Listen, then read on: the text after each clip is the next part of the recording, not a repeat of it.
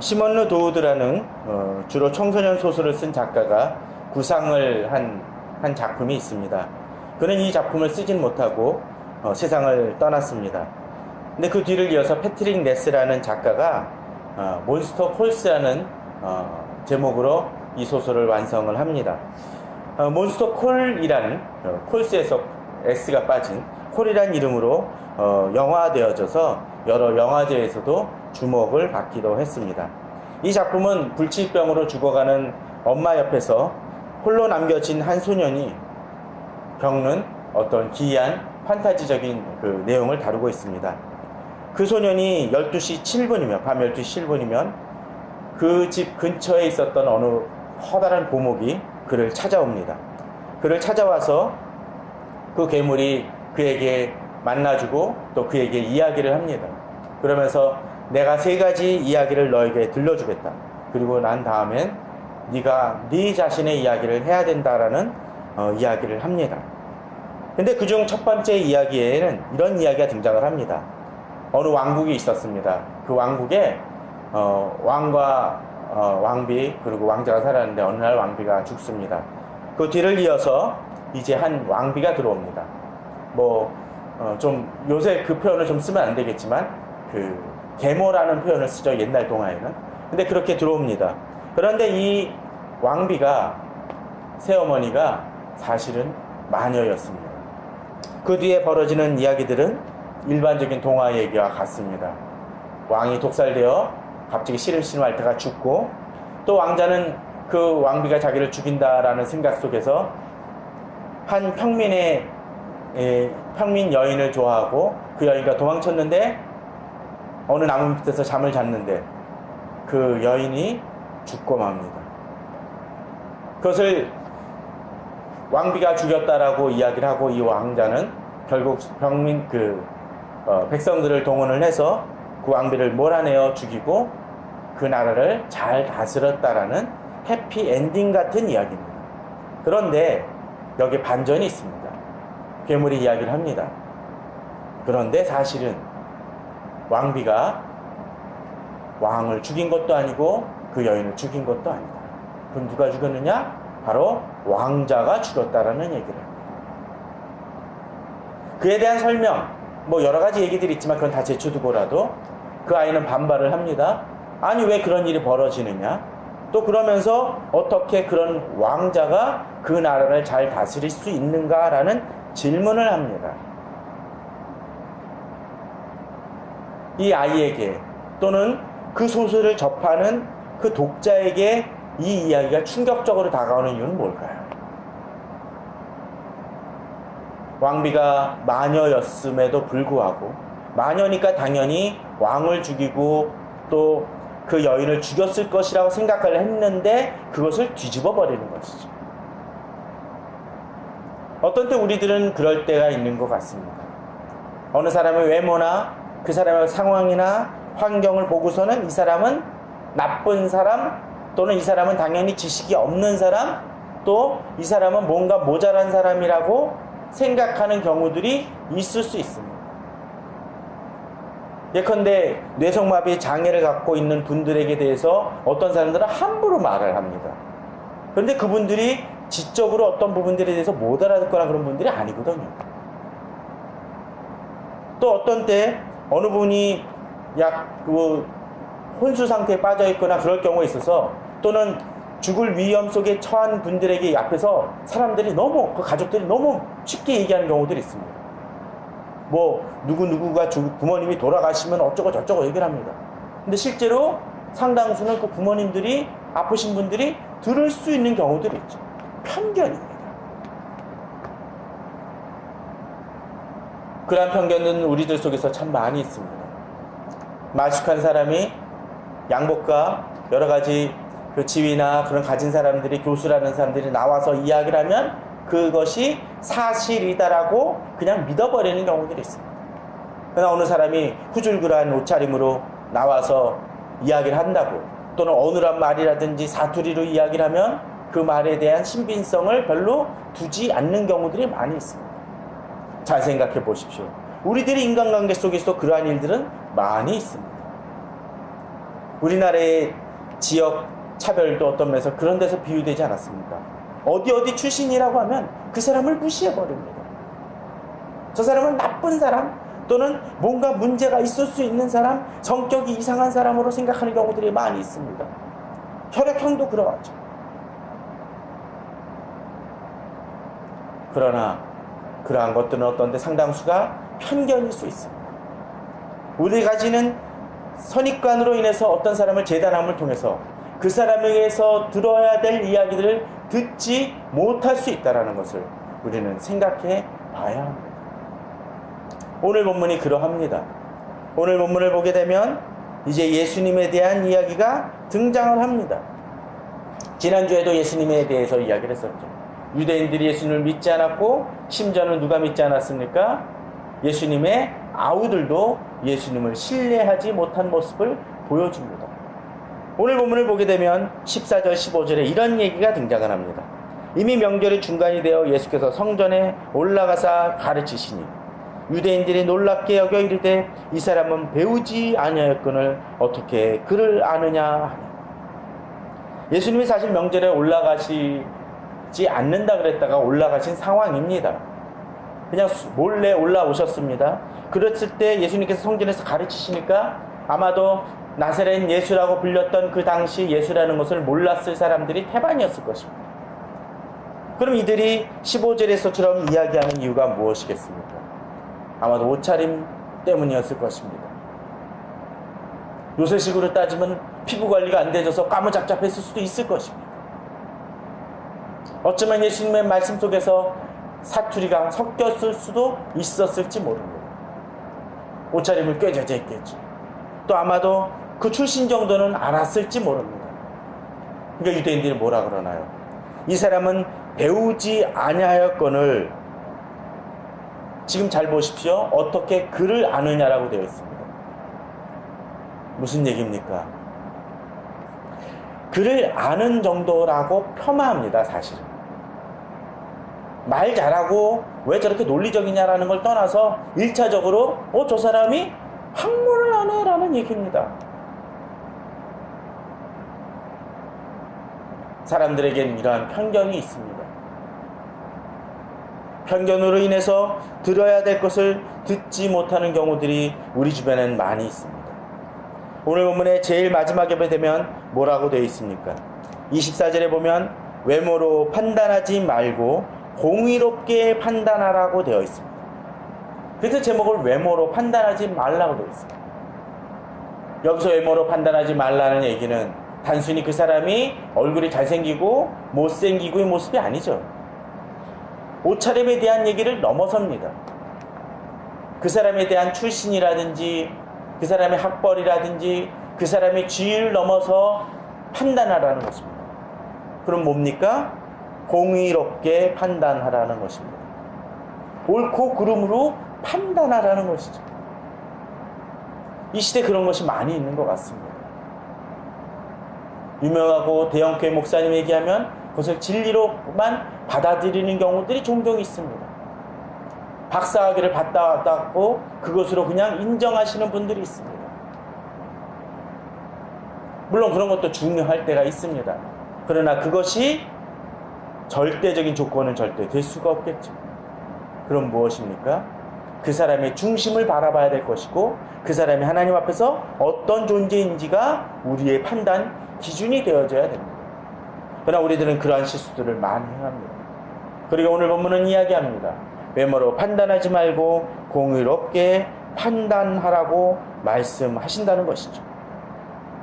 저는 우리 성도님들이 바로 그러한 부분들을 이 시간 돌아보기 바랍니다. 오늘 본문을 좀 더 보도록 해보겠습니다. 16절에서부터 18절입니다. 16절 18절 어떻게 되어 있습니까? 예수께서 대답하여 이르시되 내 교훈은 내 것이 아니요 나를 보내신 이의 것이니라. 사람이 하나님의 뜻을 행하려 하면 이 교훈은 하나님께로 왔는지 내가 스스로 말함인지 알리라. 여기서 몇 가지 중요한 판단 기준이 있습니다. 공의롭게 판단하는 기준이 있죠. 자, 첫 번째 것은 무엇입니까? 대답하여 이르시되 내 교훈은 내 것이 아니요 누구의 것이요 나를 보내신 이의 것이다. 우리가 주님의 말씀을 들을 때, 또 성경을 읽을 때 제일 중요한 것 중에 하나는 이 말씀이 나의 생각이나 나의 판단이 아니라 어떤 것입니까? 나를 보내신 이 것, 곧 하나님의 말씀이냐 아니냐가 판단 기준이 되어야 돼요. 이것은 어떤 것입니까? 설교자에게도 이거는 정말로 중요한 얘기입니다. 내 말이 아니라 누구의 말? 나를 보내신 분 하나님의 말씀에 의한 것이냐가 아니냐가 가장 중요한 판단이라는 것이죠. 많은 교회들이 실수하는 이유 중에 하나가, 잘못을 범하고 문제를 일으키는 많은 교회들이 범하는 문제 중에 하나가, 또는 많은 이단 중에 범하는 문제 중에 하나가 바로 이것입니다. 자기 것으로서 말씀을 증거합니다. 많은 이단들을 생각해 보십시오. 많은 이단들에게 있어서 성경보다 뭔가 성경을 주장한다고 얘기하지만 성경보다 중요한 무엇인가가 있는 경우들이 태반입니다. 제2의 경전이 있거나 또는 그 교주들의 말이 성경보다 앞섭니다. 근데 그런 실수들을 일부 교회들도 행하곤 합니다.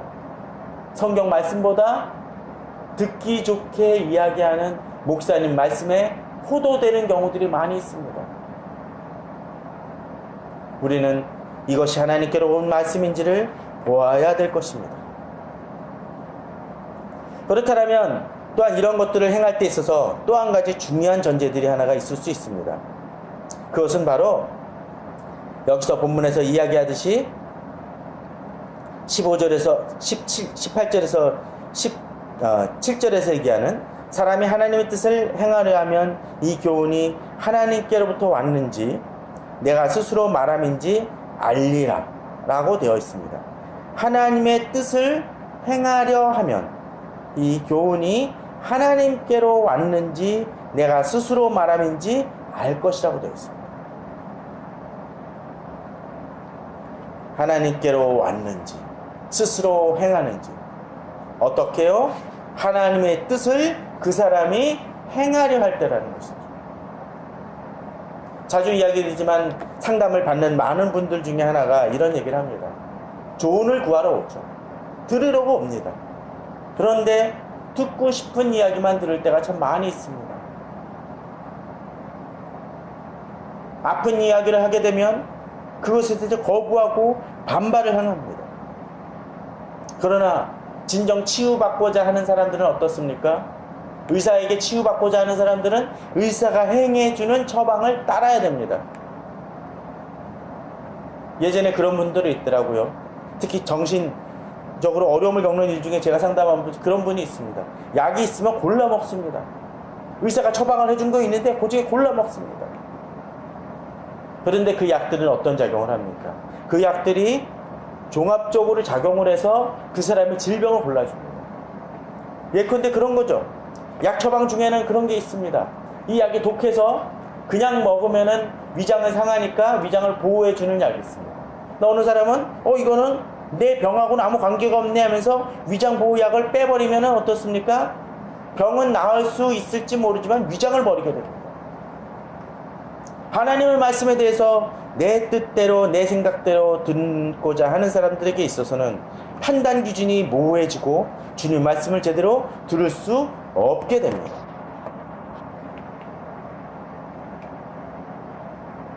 우리는 최근에 열왕기하 퀴트를 행하고 있습니다. 6장입니다. 거기서 엘리야의 뒤를 이은 엘리사 이야기가 등장을 합니다.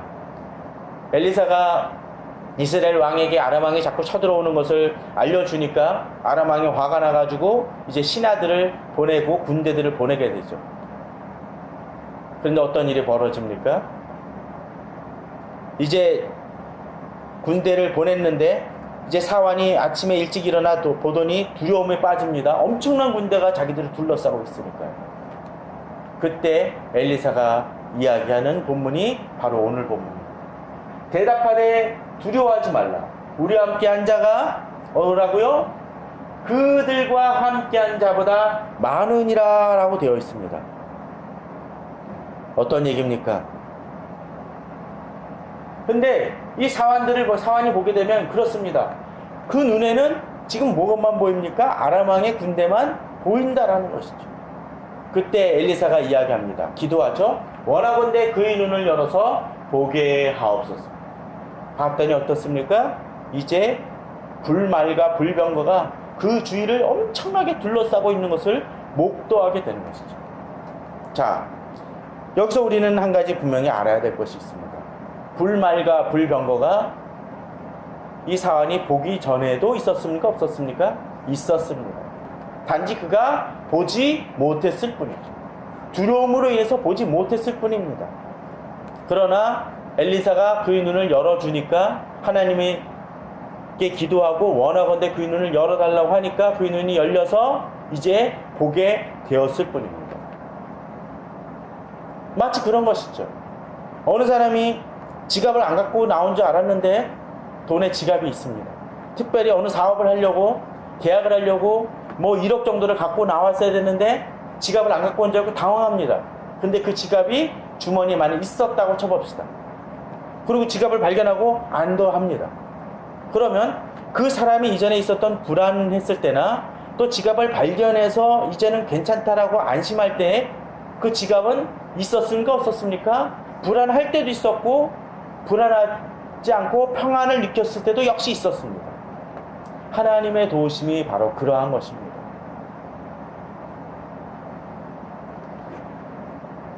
사람이 하나님의 뜻을 행하려 하는 마음이 있거나 없거나 하나님의 뜻은 우리에게 이미 주어진 경우가 많이 있습니다. 그런데 눈이 가려져서 보지 못했을 뿐이죠. 오늘 본문은 이 열왕기하 6장에서는 반대의 모습도 보여줍니다. 18절이죠. 아람 사람이 엘리사에게 내려오면 엘리사가 여호와께 기도하여 이르되 원하건대 저 무리의 눈을 어둡게 하옵소서라고 되어 있습니다. 자, 그런데 지금 이 엘리사가 이들의 눈을 어둡게 해달라고 했는데 이들이 어두워서 보지 못한 건 뭡니까? 불말과 불병거는 원래부터 못 봤습니다. 그죠? 근데 이제는 어떤 것까지 못 봅니까? 자기들의 앞길도 어디 있는지 제대로 깨닫지 못하는 상황에 처하게 됩니다. 하나님을 거부한 이들, 하나님을 따르지 않는 이들에 대해서 하나님은 이렇게 막으십니다. 어떤 때 그럴 때가 있습니다. 정말로 많은 좋은 지도자와 모사꾼과 또는 참모진들을 갖고 있는 대통령이나 그런 지도자들이 어리석은 판단과 결정을 내리는 경우들을 우리는 아주 많이 봅니다.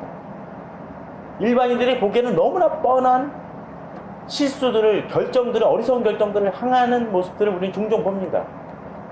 그런데 그 옆에 있는 사람들 어떤 사람들입니까? 요새식으로 얘기하면 서울대, 고대, 연대, 거기들만 좋다고 얘기하는 것이 아니라 또 유학을 가가지고 유수한 어떤 대학들을 졸업을 하고 박사학위를 받아온 사람들이 수두룩한 경우들이 많이 있습니다. 또 경력도 화려합니다. 그런데 어리석은 결정을 내립니다. 눈에 씌었기 때문이죠. 어리석은 판단이 쉬우니까 결정을 제대로 내리지 못하고 어리석은 판단을 내립니다. 그것이 인간의 어리석음. 기회가 되면 이 엘리사에 대해서 연속 설교를 지금 할까 지금 생각 중인데, 정말로 우리들은 그러한 모습들을 행하려 합니다. 행하곤 합니다. 그 이유가 뭡니까? 하나님의 뜻을 행하려 하지 않기 때문에 제대로 판단 내리지 못하는 어리석음을 범하고 만다는 것이죠. 그러니까 바로 오늘 본문 속에서 등장을 하듯이 어떻습니까? 하나님의 뜻을 행하려 하지 않기 때문에 하나님께로부터 이 말씀이 왔는지 안 왔는지 깨닫지 못한다는 것입니다. 18절은 또 다른 이야기들을 해주고 있습니다. 18절에는 어떻게 되어 있습니까? 스스로 말하는 자는 자기 영광만 구하되 보내신 이 영광을 구하는 자는 참되니. 우리들이 외모로 판단하지 말고 또 하나 봐야 될 것 중에 하나가, 그 외모로 말하는 자들은 어떻습니까? 스스로 말하는 자들입니다. 또 스스로 말하는 자들은 어떤 것을 취합니까? 자기 영광을 취하는 자들입니다. 그러나 진정으로 하나님의 뜻을 행하려는 자들은 어떤 사람들입니까? 보내신 이, 곧 하나님의 영광을, 예수 그리스도의 영광을 구하는 자들입니다. 그들이 참되다는 것이죠. 그 영광을 구한다는 것은 무엇입니까? 그 영광을 구하며 그 말씀대로 행하는 자라는 것이죠. 그럴 때 어떻습니까? 우리 속에 불의가 없습니다. 자, 여기서 우리는 한 가지 다시 24절로 생각해 볼 필요가 있습니다. 외모로 판단하지 말고 뭐로 판단하라고 되어 있습니까? 공의로 판단하라고 되어 있죠. 공의 속에서 무엇이 포함이 됩니까? 오늘 18절에 의하면 불의가 없다는 것입니다. 그 사람이. 단순히 하나님의 말씀을 그대로 전하는 것만이 아니라 그것을 행하는 자들이라는 거죠. 얼마 전에 모 선교사님하고 오래간만에 만나서 이야기를 나눴습니다. 그러다가 과거에 서로 알고 있었던 한 사람에 대한 얘기 나왔습니다. 목회자입니다. 근데 무슨 얘기를 하다가 이분이 많은 실수와 또 인간적인 생각으로 판단 내려지고 결정을 하고 행하는 모습들을 이야기를 나누다가 어떻게 저 사람이 저런 생각에 빠지게 됐었을까라는 이야기가 되어졌습니다. 기준은 그것이었습니다. 결국 세상에서 얻는 이득, 하나님 말씀을 자꾸 쫓기에는 너무 힘드니까 그냥 세상의 방법과 세상의 판단으로 쉽게 성공하고 쉽게 이득을 얻는 방법을 취하다가 그런 잘못된 길로 빠지기 시작했다는 거죠. 물론 외형적으로 커다란 범죄를 저질렀다는 것이 아닙니다. 판단에 대한 얘기입니다. 스스로 영광을 취할 때 우리는 망하게 됩니다. 그러나 하나님의 영광을, 보내신 이 영광을 구하는 자는 참됩니다. 이 시대 목회자가 많이 실패하는 많은 이유 중에 하나는 보내신 이의 영광이 아니라 내가 보냄을 받고 내가 스스로 세우려 하기 때문에 망하는 길로 가는 것입니다. 우리는 이러한 실수를 범하지 말아야 됩니다. 또한 오늘 본문 속에서는 이제 그러한 얘기가 또 등장을 합니다.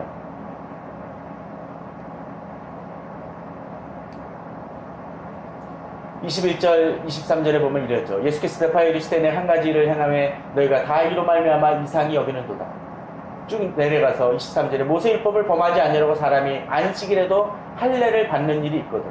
내가 안식일에 사람의 전신을 건전하게 한 것으로 너희가 내게 노여워하느냐라고 되어 있습니다. 이제 이들은 이분이 누군지 알죠. 분명히 예수님, 나사렛 예수라는 걸 압니다. 그런데 예수님이 여기서 이상한 얘기를 합니다. 모세율법을 범하지 아니하려 사람이 안식일에 할례를 행한 일이 있거든. 내가 안식일에 그 사람의 전신을 건전하게 한 것으로 너희가 내게 노여워하느냐라고 되어 있는데, 이것은 바로 요한복음 5장에 대한 얘기입니다. 5장에 보면, 이 5절에 보면 이런 얘기가 등장합니다. 이 사건은 예수님께서 예루살렘에 올라가셨을 때 베데스다 못에서 벌어진 얘기입니다. 우리 성도님들 잘 아시죠? 거기에 38에 된 병자가 38년이나 앓고 있는 병자가 있습니다.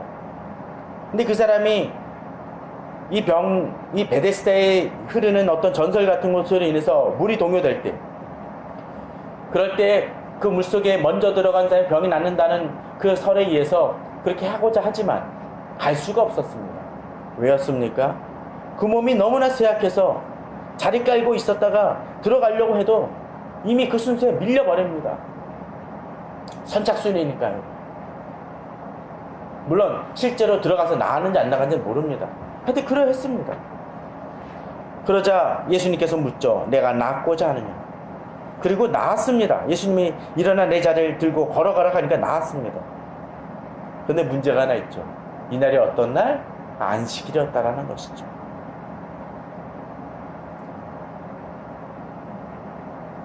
그러자 유대인들이 이 병 나은 사람에게 이르죠. 안식일인데 내가 자리를 들고 가는 것이 옳지 아니하니라.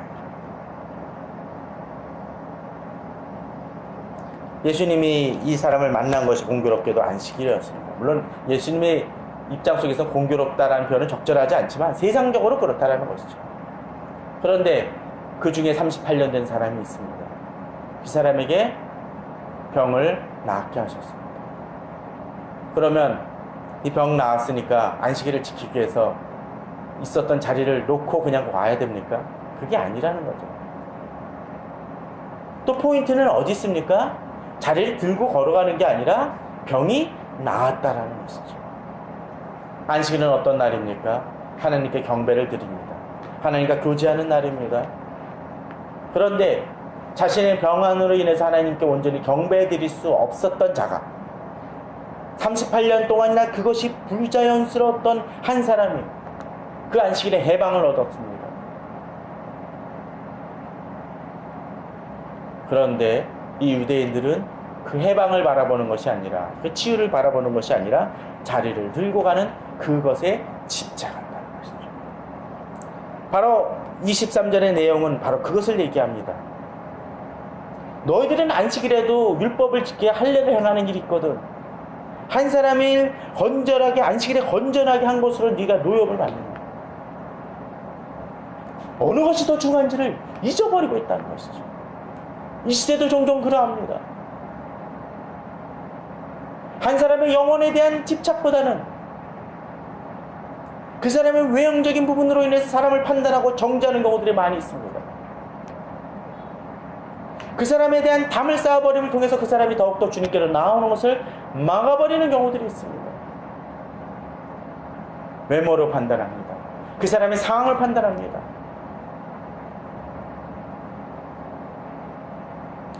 가늠한 여인을 유대인들이 데리고 왔을 때도 마찬가지였었죠. 그들에게 있어서 가늠한 여인을 회복시키는 것이냐 말리는 것이냐에 대한 그 문제는 유대인들이 아무 관심이 없었습니다. 그때 그들은 어떻게 그 여인을 데리고 왔습니까? 그 여인을 통해서 예수님을 걸려 넘어지려고 하려고 데려왔을 뿐이었습니다. 데리고 왔죠. 그리고 그 여인 앞에서 이 여인을 돌로 쳐 죽이는 것이 옳으냐 그르냐만 따집니다. 한 여인을 무참하게 질밟는 것이죠. 그때 예수님이 어떤 일을 행하셨습니까? 죄 없는 자가 먼저 돌로 치라. 그 누구도 자격이 없다는 것이죠. 그런데 우리들은 여기서 한 가지 간과하는 것이 있습니다. 주님께서 이 여인의 죄를 그저 무시하고 감싸주고 계속 그렇게 살라고 얘기하는 것이 아니죠. 이 여인을 떠나버릴 때 어떻게 했습니까? 더 이상 죄 짓지 말라고 얘기합니다.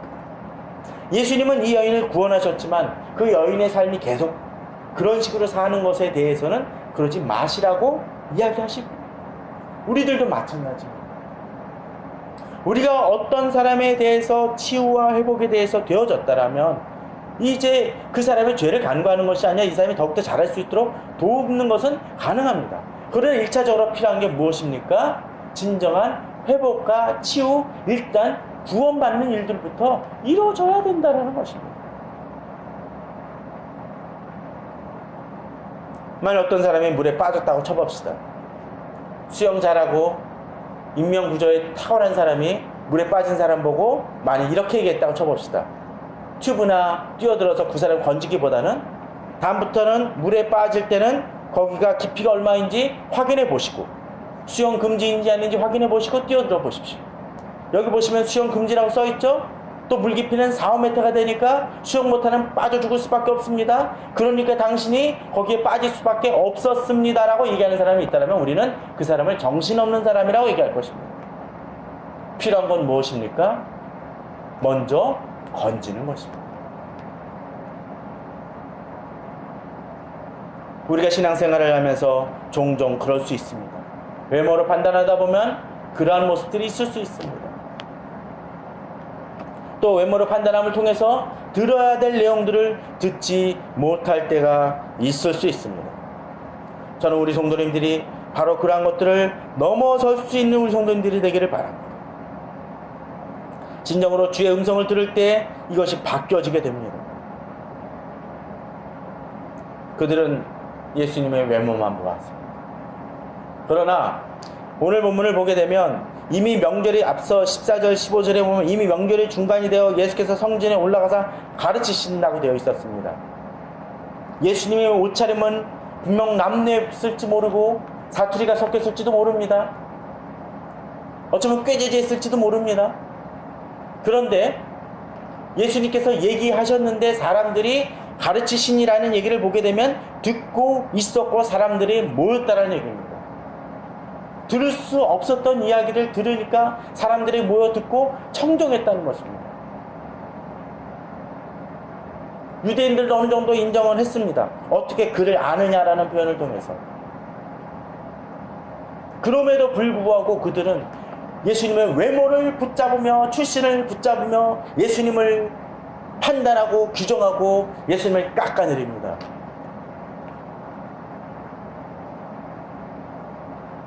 저는 우리가 진정으로 중심을 바라보는 저희들 되길 바랍니다. 또 말씀을 들을 때도 그러한 판단을 하시길 바랍니다. 또 우리가 말씀을 읽을 때도 진정으로 외형적으로 내가 지금 듣고 싶은 것이나 그런 것들에 집착하는 것이 아니라 하나님의 말씀이 진정으로 어떠한 것이든 간에 듣고 순종하고 그 믿음대로 나아가고자 하는 그 믿음을 갖고 그 결단을 하시면서 말씀을 보시길 바랍니다. 그러할 때 열왕기하 6장에서 나왔듯이 하나님이 나의 눈을 띄어서 나를 둘러싸고 있는 불말과 불명거를 보게 해주십니다. 사람이 자기 뜻과 자기 생각과 자기 고집과 자기 욕심이 있기 때문에 내 앞에 있는 아람왕과 그 군대밖에 보지 못합니다. 그러나 하나님의 군대를 보는 사람들은 이제 더욱더 이젠 더 이상 두려워하지 않게 됩니다. 오히려 세상 사람들은 그 많은 군대와 병거를 가지고서도 자기 앞길조차 제대로 파악하지 못하고 무너질 것입니다. 그 믿음으로 나아가서 승리하는 성도들 되시길 바랍니다. 우리 주위를 지금 감싸고 있는 이 폭염, 그러나 이 폭염 가운데서도 우리를 지키시는 하나님을 바라보십시오. 또 여러 가지 경제적인 부분들, 건강적인 부분에 있어서 나를 옥죄는 문제들이 있다 할지라도 나의 그 모든 것을 주관하시는 하나님의 손길과 천군 천사가 나를 보호하고 있다는 것을 믿고 믿음으로 나아가십시오. 우리 교회도 가진 것이 없습니다. 그러나 주께서 역사하실 때 우리를 통해서 사람을 구원하시고 치유하는 놀라운 역사를 이루실 것을 믿습니다. 문제는 우리가 하나님의 뜻을 행하려 하느냐가 문제입니다. 그러한 믿음으로 나아감을 통해서 진정 하나님이 보여주신 것을 볼 수 있는 우리 성도님들 되시기를 주님의 이름으로 축원합니다.